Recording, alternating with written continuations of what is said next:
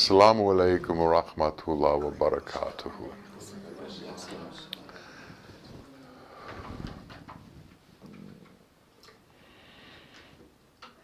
In many Eastern traditions, the world is spoken of as illusory.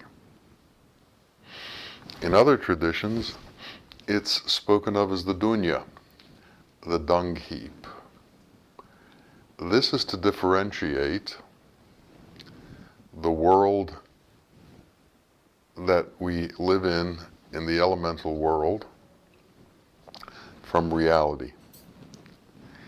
In Arabic, the word for God's reality and a name of God is Haq. And Haq represents the eternal reality as opposed to the illusory nature of this worldly existence. Now, while we are in this elemental phase of our existence, this illusory phase of our existence, this phase that comes and goes, this phase that is created and then dissipates, we have choices to make. And these choices deal with believing in what we see or understanding that there's more to existence than what we see, and that what we see is an illusion, illusory in nature, dissipates over time, disappears, and changes. And there is an eternal power that doesn't change, that doesn't disappear. And we have to, in our life, choose which of these two contradictory understandings of existence we are going to give our allegiance to. Some people give their allegiance to this temporary world and spend their life accumulating what's available in this temporary world and believe that they can find true satisfaction from the temporary things that are available in this world.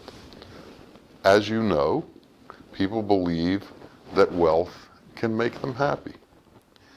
People believe that having things in the world can satisfy them. And so they spend their life trying to find the things in their world that give them satisfaction and that satisfy their need for peace and contentment. Some people, over time, understand that this world can't satisfy you, that the things within the world that are illusory in nature, by their very nature, since they disappear, can only satisfy you in a temporary way, and this satisfaction fades. So some people begin to look for some kind of permanent correction to their state of being, some kind of permanent peace that they don't seem to be able to find in the world. People go through various ways of trying to solve their problems. Some do it through self-medication. Some people take drugs, take alcohol. Some people do it through working 18 hours a day to avoid having to be alone with themselves and the world. They try to separate themselves from that difficulty of facing themselves. In Sufism, there are stations. The first is called Shariat, the second is called Tariqat, and the third is called Hakikat. Now, Shariat is an understanding of and an abiding of the rules that govern the way we're supposed to act within the world. Tariqat is a second step. It's a step where one decides that the rules that govern the world aren't sufficient for us. We want a deeper understanding of creation and our Lord, and we want to go on a path that takes us there. Hakikat is traveling in truth and traveling in reality and traveling with God at the forefront of your consciousness at all times. So, as opposed to being involved in the world of reward and punishment, being involved in the world of gaining illusory satisfactions, something has happened in this person's life that has made them aware that the temporary satisfactions that the world gives you are illusory, and that there's something more. When I first met Musa Muhaiyaddeen, one of the things that I remember him saying, or at least what comes to me right now, is he said, when you go to a movie, when the lights go on, make sure the show isn't over.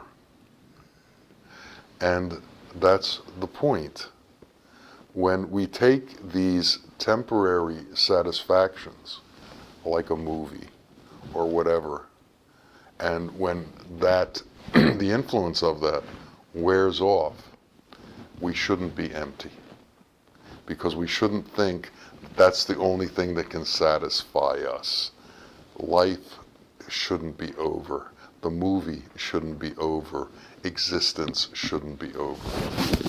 So, what we need to learn, if we truly want to follow truth, if we truly want to follow justice, if we truly want to follow the eternal power, we have to follow Hakikat.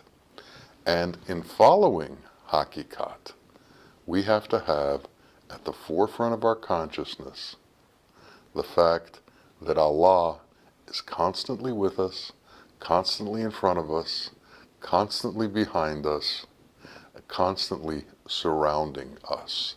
That we can't go anywhere without Him. That we can't be anywhere without Him.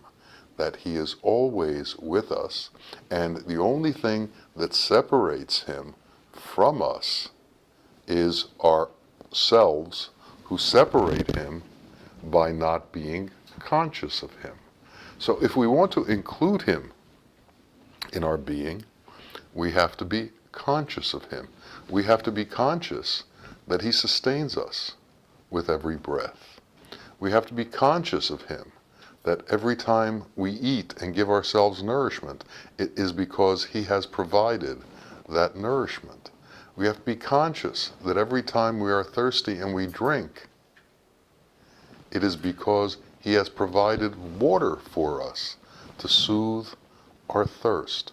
Everything that enables this physical body to be has been given by him into this world and has been given to us to sustain, maintain, and nurture us. But there is more. This world is not, this existence is not just about sustaining, maintaining, and nurturing this physical body. There is another part to us that is not elemental in nature, that is spiritual in nature, that is without form, and that is and can be connected to the true eternal power, to Haq. The great Sufi sage Mansur Halaj said, Anal Haq, which means I am Haq. I am reality, or I am the truth, or I have transformed myself into the qualities that belong to Allah. I have left, and Allah's qualities have come into me, and I have had no attachment to this personality that grew up in me, and I've let it go.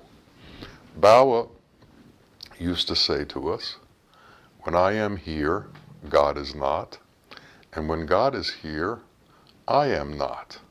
So we need to understand that we can have different kinds of consciousness. We can be in different places, sitting in the same spot. If you are sitting in your chair thinking about money, you are in a worldly consciousness. If you are sitting in your spot thinking about your relationship to Allah, to God, to your Rabb, to your Lord, you have shifted consciousness.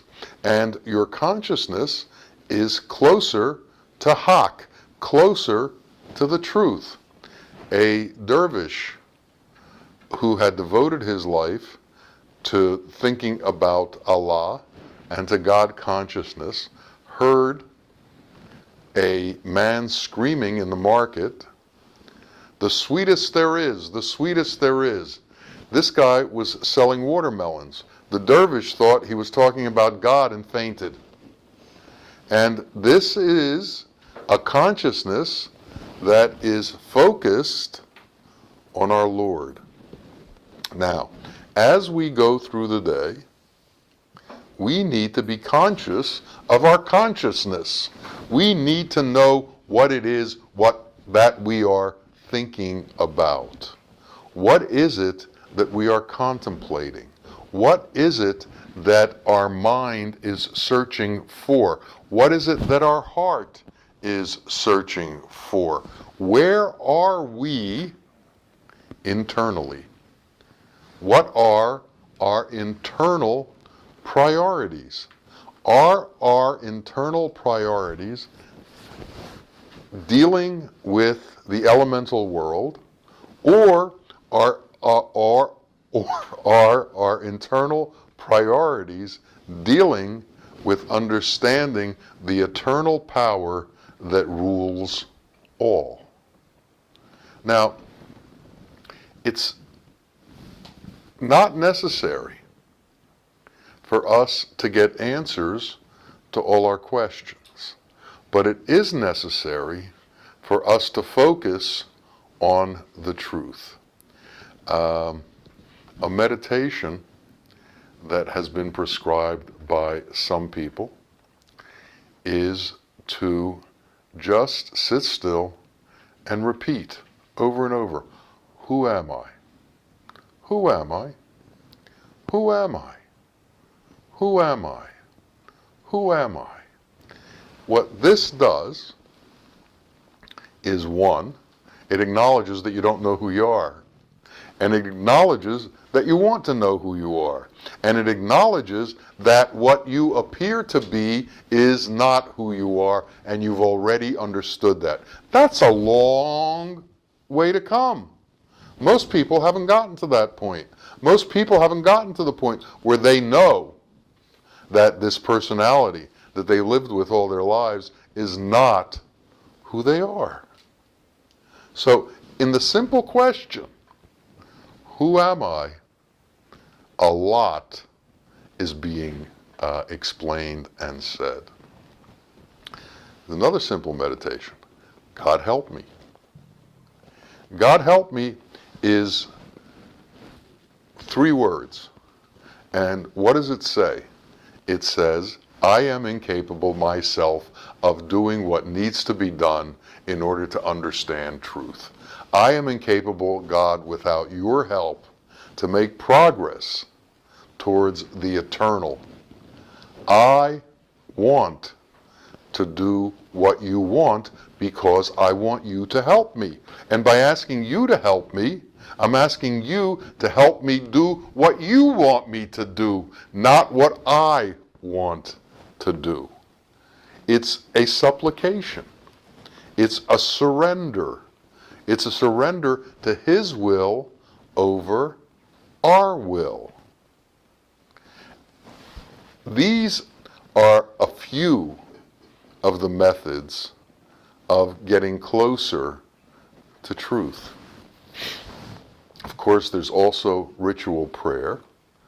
And ritual prayer is also, in Islam, understood to be a journey towards God.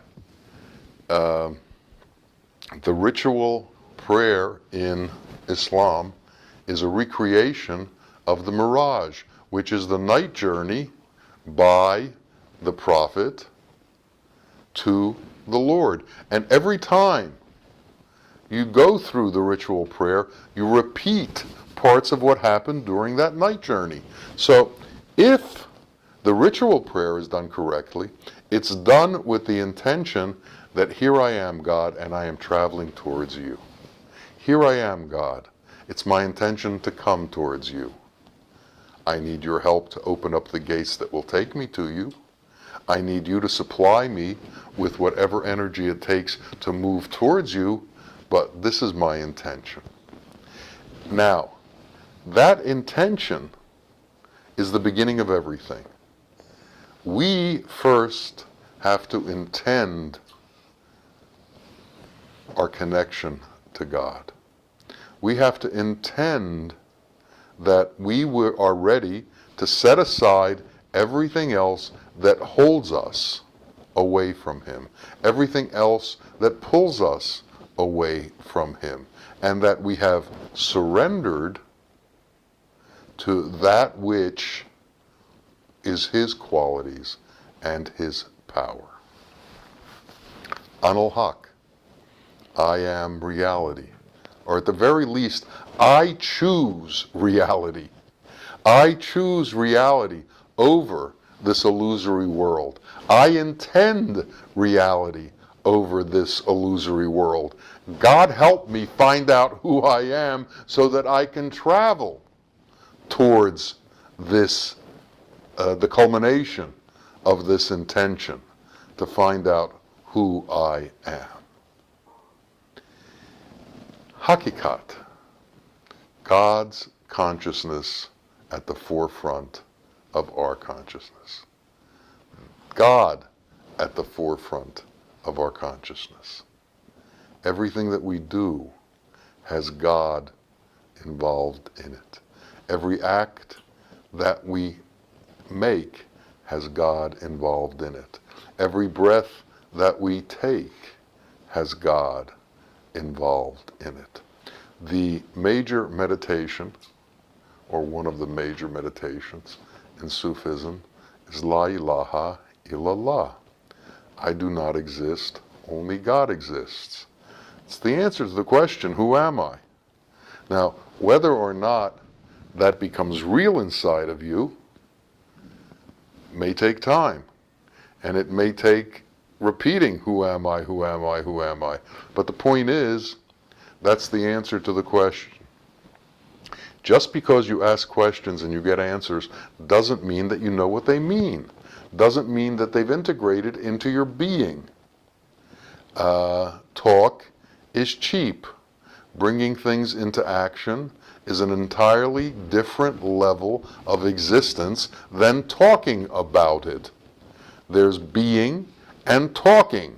We need to be. Sufism is not a philosophy. Sufism is a state of being. Words are exchanged, but the only reason for the words is to create action and to create being. If the words don't create action in being, the words are without use. The words are without momentum. The words are without a reason. So we need to alter the way we think about things. When we see a tree, we shouldn't think elm or oak. We should think God created this. When we see a blade of grass, we shouldn't think what kind of grass is it. We should think God created this. When we see another human being, we shouldn't think about their personality or their acts. We should think about they have a soul. And if I am truly to connect with them, the only thing there that I can truly connect with is their soul. And I have to acknowledge that soul in every being. When I do that, I elevate my relationship with others and I become tolerant. I don't push people away because of their belief systems.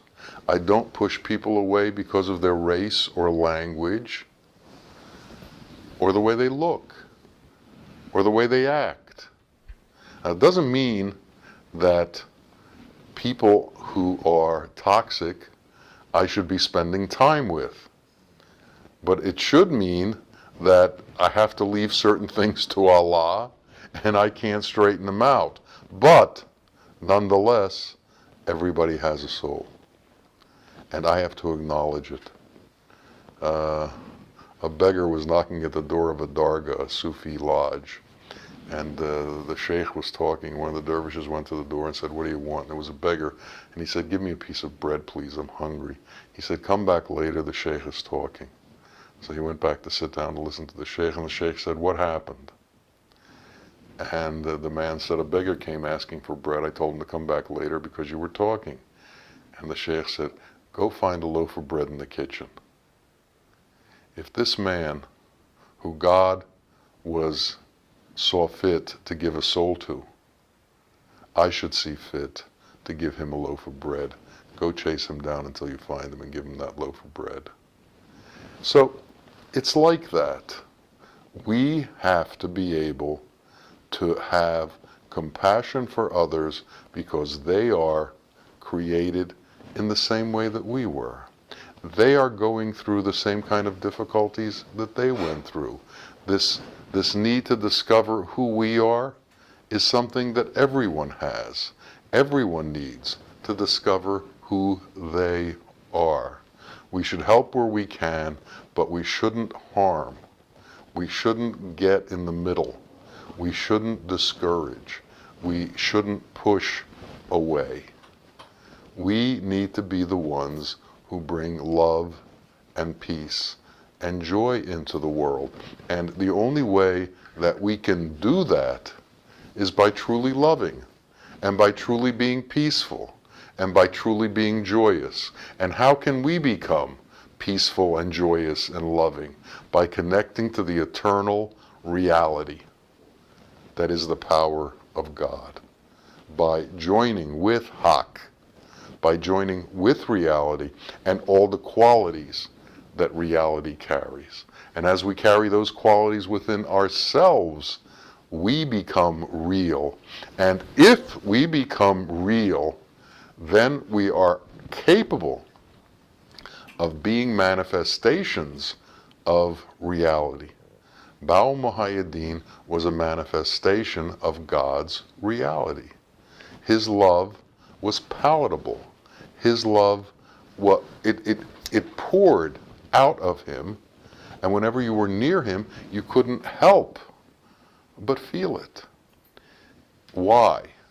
Because he had given up himself. He had disappeared to allow Allah to appear within him. Allah is without form, so he takes on the form of his creation.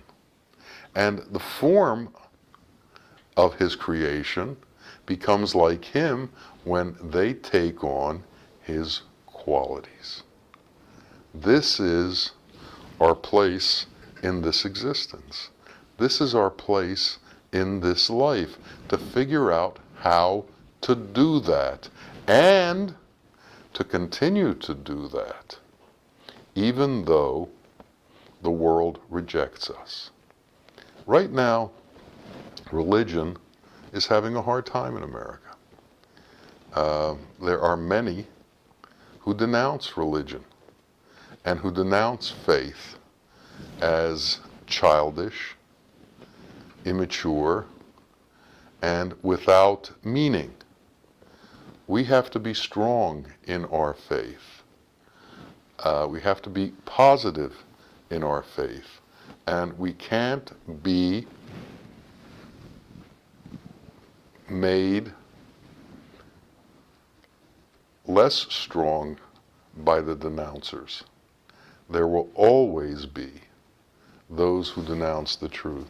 There will always be those who cast aspersions on the faithful.